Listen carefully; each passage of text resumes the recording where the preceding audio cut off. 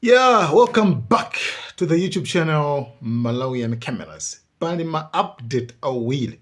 Onsewo ndithu ndiokhuzana ndi nkhondo ya Russia komanso Ukraine. Komanso osayiwala ndi ku kulacha a Trump chifukwa pakuoneka zoti something sizili bwino. By the way, Russia ikupitiliza ndithu kuthidzimula dziko la Ukraine mpaka ndithu to the point yonena kuti Zelensky, president wa dziko la Ukraine, wamba kupanga force wina aliyense kuti apite ku nkhondo, even kuyambira iye waika age limit minimum kuti munthu kuyambira 60 years matsika pasi 60 years matsika pasi ndikuti iyeyo apange record the duty kuti iye ndithu ali ku akugwira ntchito. Anyway, panali issue ya demobilization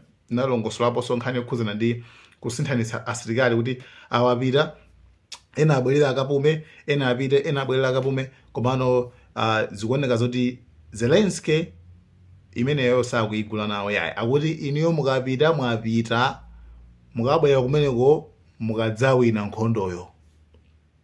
Pamene pamalamulo a nkhondo no sizimayenda yonjo. Asilikali alipo ambiri tikuena azipasana mipata kuti mukapangire fresh yeah, otherwise ndekuti tu utsiwa wonga ujatu umene chosowa bwino lwamenocha, right? Nde the issue ndona kuti izafika poti iye uja anthu okwana azigogo azaka 60 akuti waja ndithu nawonso apangeso ajoineso nkhondo then ikhalepo ndithu zomwe zili zoti zophwanya malamulo. Example, munthu wa zaka 50 years sirikali ndekuti ndi wankulu amene pakufunika achinyamata, pena achinyamatawo ndi akungophedwa achinyamatawo zikuvuta kwambiri kumene kuchako ku Ukraine. Nde situation ku Ukraine sikuti ndithu ili bwino ayi, situation kumene koko sili bwino. Ndiyeno Russian intelligence yapeza yafufuza kwanena kuti anthu pali maiko aku Europe mwaso kuphatikizapo so even Trump, anthuwa pasipasi akukonzekera zonchosa zopanga with overthrow, kumuchosa pa udindo, kufuna kumugwetsa Zelensky. Zoseza kumapanga zijazo kuchepesa kutani kuchedwesa zida, anapanga freeze drama zambiri mbiri za aid zomthandiza ngati kugula zida zothandizira dziko la Ukraine, azipanga freeze pacha. Ndiye Russian intelligence yapeza kuona kuti America ndazinzawo ali pa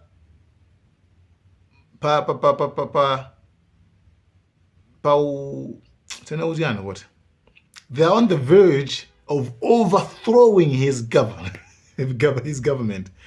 Iwo ndithu ali pa pena pake poti afuna achose boma lake yeyo, ndiye afuna ampange replace ndi president wakale amene analiso msilikali ku Ukraine niko, ndiye afuna apange ambwesa amene yoyo zina ake ndi Zaluzne something like that. Anyway, muona mena aka makumbi Zaluzne or something like that. Komanda amene mukumuonayo ameneyo and amene afuna ambwezeretseso kuti akhale president ku dziko la Ukraine. Zelensky yu afuna ndithu amudomolepo, nde mwina ndifake pakuoneka izozo. I don't know why sakumfuna Zelensky, why akufuna abwerese general msilikali wakalekale. I don't know. Anyway,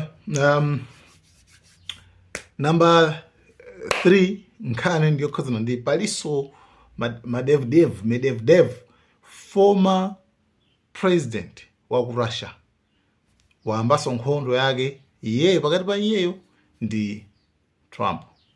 Choyambirira iyeyo anauza Trump kuona kuti kuno sikusewelera yayi, dziko ilili silosewelera, sungapangeze bwana kuno yayi. Then kenako anapanyaso Twitter inaso yomuuza Trump kuona kuti pajatu usaiwale kuti ifeyo Moscow ili ndi nuclear and it's the last resort. Like ifeyo kuti like pamapeto pogwira kuti zinthu zatinyasa kwambiri tatopata tan koyenera kupita kukapanga zinthu ndikungogwira nuclear ija basi zimene tingapange. Ndi Trump so anazayankha kuti you filthy former president, ka chizungu tijewa tengende kuti yani ka filthy nyasa oipa, like something like that. Akuti watch your mouth, adu samala ndithu pakamwa pako, samala pakamwa pako akira samala pakamwa pako, amuuza kuti samala pakamwa pako and ari usamale chifukwa kumene ukupita iweko game imene ukufuna imene ukuyambayi sungamalize. Nde uchaiso anazayankhaso kuona kuti anampanga moko kumunyoza Trump kuona zoti akuti tima threat timene akumaponya ku Russia nitoseketsa komanso it's a failed leadership.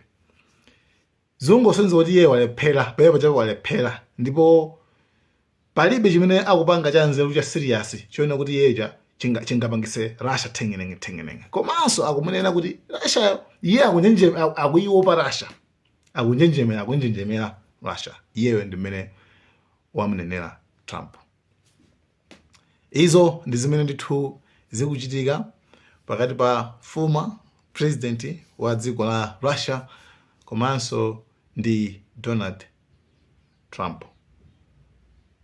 Mavuto adakalipo ndithu,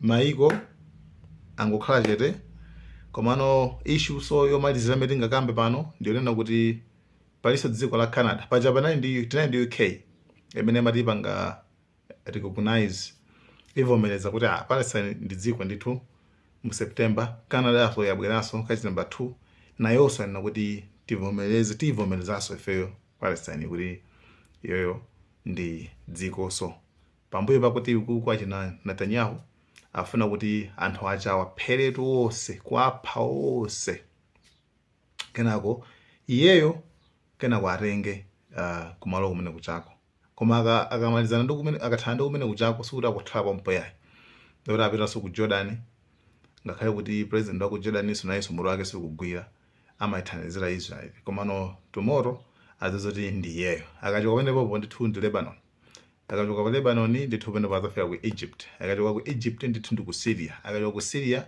mpaka na iwo akukathera ku Mecca kumene akuti iwo ndithu azapanga purify malo aja ndi kenako ndiwo ndikuika ati ndi Greater Israel.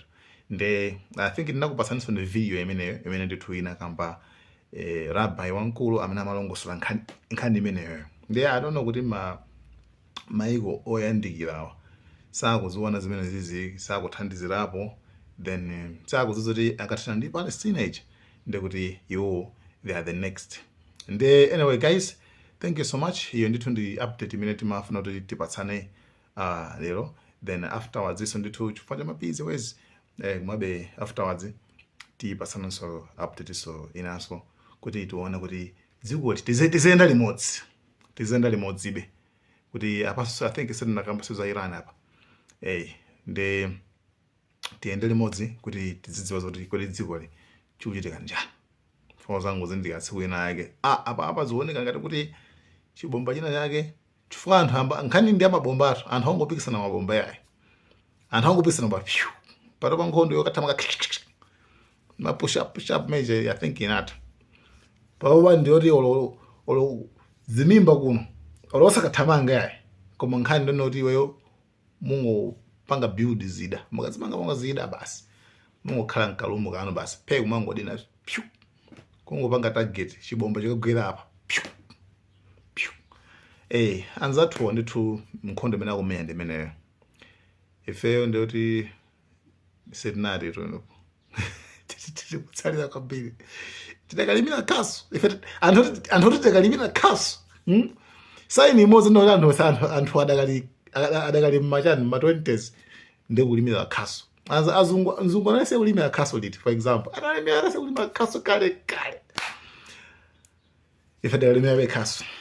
You see, so that's the difference, guys. Thank you so much. Malawi and cameras.